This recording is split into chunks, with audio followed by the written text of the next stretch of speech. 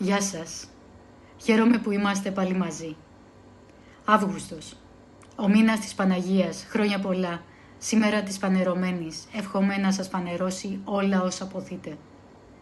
Είμαι η Κατερίνα Κατσάμπα, σύζυγος, μητέρα, νομικός coach και διδακτορική ερευνήτρια στην ηθική ηγεσία.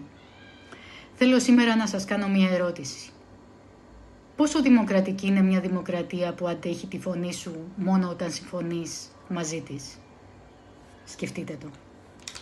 Γιατί δημοκρατία δεν είναι να έχεις δικαίωμα να μιλάς όταν αυτά που λες δεν ενοχλούν κανέναν.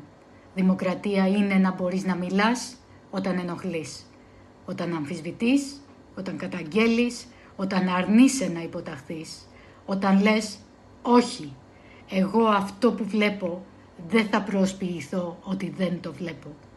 Και εκεί αρχίζει το πραγματικό τεστ μιας δημοκρατίας. Τι κάνει ένα σύστημα με αυτούς τους ανθρώπους? Τους ακούει? Τους προστατεύει? Ερευνά αυτούς που καταγγέλουν? Ή αρχίζει σιγά σιγά να τους αντιμετωπίζει σαν ενοχλητικά αντικείμενα? Σαν σκουπίδια που πρέπει να μαζευτούν από το δρόμο και να φαίνεται καθαρή η βιτρίνα. Να απαξιωθούν, να απομονωθούν, να φημωθούν, να εξαντληθούν οικονομικά και ψυχολογικά, να στιγματιστούν ή τελικά να αναγκαστούν να φύγουν. Και τότε σας ρωτώ, αν για να φαίνεται καθαρό ένα σύστημα πρέπει να εξαφανίζει αυτούς από τη δημόσια θέα, αυτούς που δείχνουν τη βρωμιά του, είναι πραγματικά καθαρό? Ή απλώς έγινε καλύτερο στο να κρύβει τα σκουπίδια κάτω από το χαλί? Και υπάρχει και κάτι άλλο που με προβληματίζει, ακόμη περισσότερο. Πολλές φορές περιμέναμε την αλλαγή από καινούριους ανθρώπους. Από ανθρώπους που εμφανίζονται και μας λένε «εγώ θα συγκρουστώ», «εγώ θα αλλάξω το σύστημα», «εγώ θα κάνω τη διαφορά». Ωραία. Αλλά η πραγματική δοκιμασία δεν είναι τι λες όταν ζητάς τη δύναμη. Είναι τι κάνεις όταν αρχίζεις να την αποκτάς. Θα υπερασπιστείς τον αδύναμο όταν δεν σου προσφέρει ψήφους? Θα σταθείς δίπλα σε μια άδικη απόφαση όταν δεν σου προσφέρει δημοτικότητα? Θα μιλήσεις όταν το πολιτικό κόστος είναι μεγαλύτερο από το πολιτικό κέρδος? Θα υπερασπιστείς την ελευθερία ακόμα και του ανθρώπου που σε ενοχλεί? Γιατί εκεί κρίνεται η δημοκρατία και εκεί κρίνεται και η ηγεσία. Ηθική ηγεσία δεν είναι να κάνεις το σωστό όταν σε χειροκροτούν. Είναι να κάνεις το σωστό όταν μπορεί να χάσεις τα χειροκροτήματα. Διαφορετικά δεν υπηρετείς αρχές, υπηρετείς δημοτικότητα. Και αυτό δεν είναι αλλαγή. Είναι το ίδιο σύστημα με καινούριο πρόσωπο. Γι' αυτό χρειάζεται να είμαστε πολύ προσεκτικοί. Όχι μόνο με αυτούς που έχουν εξουσία, αλλά και με αυτούς που μας ζητούν να τους τη δώσουμε. Μην ακούτε μόνο τι υπόσχονται. Κοιτάξτε τι κάνουν όταν κανείς δεν τους χειροκροτεί. Ποιους υπερασπίζονται όταν δεν υπάρχει πολιτικό όφελος? Ποιους αποφεύγουν επειδή θεωρούν ότι είναι πρόβλημα? Πότε μιλούν? Και κυρίως πότε επιλέγουν να σιωπήσουν? Γιατί η σιωπή απέναντι σε κάτι που αναγνωρίζεις ως άδικο δεν είναι πάντοτε ουδετερότητα. Μερικές φορές είναι επιλογή. Και εμείς οι πολίτες έχουμε επίσης ευθύνη.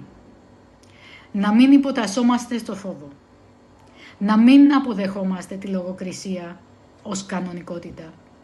Να μην θεωρούμε εχθρό κάθε άνθρωπο που σκέφτεται διαφορετικά. Να απαιτούμε θεσμούς που αντέχουν στον έλεγχο.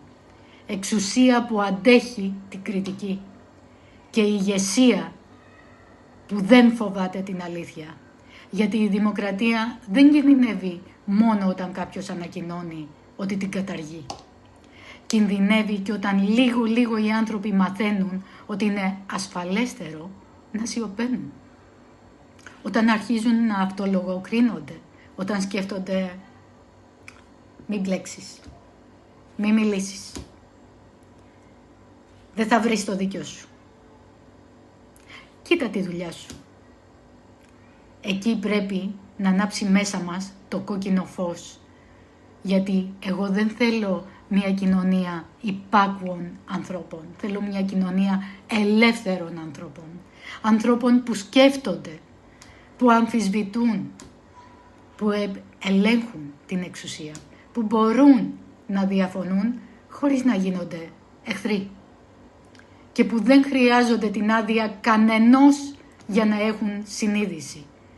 Μην ψάχνετε λοιπόν μόνο ποιος υπόσχεται ότι θα αλλάξει το σύστημα. Ρωτήστε κάτι δυσκολότερο.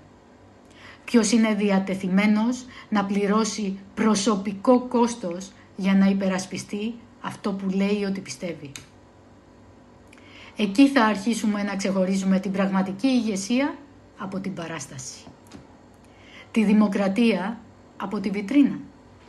Και την ηθική από το συμφέρον. Και κάτι τελευταίο. Προσεύχεστε. Προσεύχεστε για ό,τι μπορείτε να κάνετε εσείς για να γίνει αυτός ο κόσμος λίγο καλύτερος. Και να πιστεύετε στα θαύματα. Κάντε ό,τι περνά από το χέρι σας. Μιλήστε, διεκδικήστε, υπερασπιστείτε το δίκαιο, μη χάσετε τη συνείδησή σας. Και όταν φτάσετε εκεί όπου οι δικές σας δυνάμεις δεν αρκούν, μην απελπίζεστε. Αυτό που δεν μπορείτε να κάνετε εσείς, να είστε σίγουροι ότι μπορεί να το κάνει ο Θεός. Γι' αυτό μην σταματάτε να προσευχέστε.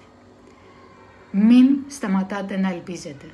Και πάνω απ' όλα, μην αφήσετε κανέναν να σας πείσει ότι το σκοτάδι είναι πιο δυνατό από το φως.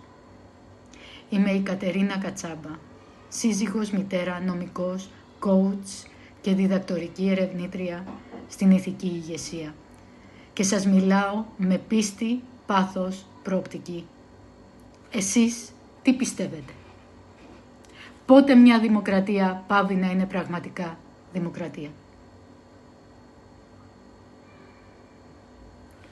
Ευχαριστώ πολύ.